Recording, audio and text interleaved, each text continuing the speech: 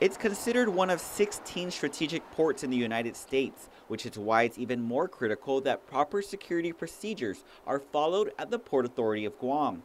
At the end of the day, it's about safety and more importantly, it's about security.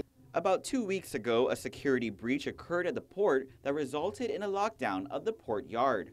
General Manager Joanne Brown explains. My understanding is essentially two customs officers had driven Senator Atta in the mobile screening machine that we had purchased for customs under our port security grant.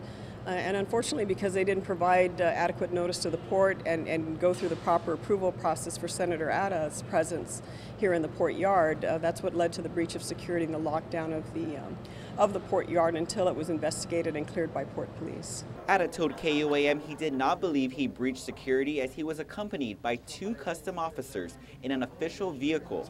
Atta, we should note, is the Oversight Chairman on Transportation, which includes the Port Authority of Guam. But again, that does require notification to port police, approval by port police, and proper badging to be provided to that individual or individuals to enter the yard. Brown says the incident is being taken seriously because of possible consequences, such as penalties or financial fines for not meeting maritime security requirements. And we are very closely regulated by the U.S. Coast Guard, and this is something that they monitor. And I did have to relay this information to Captain Pruitt, who's the captain of the port, last week when this incident happened, and certainly this matter, I'm sure, is up for review with them as well. Brown says the U.S. Coast Guard has since relayed they did not have an issue as far as violations in their jurisdiction. She does add the port still has its security process in place that needs to be followed.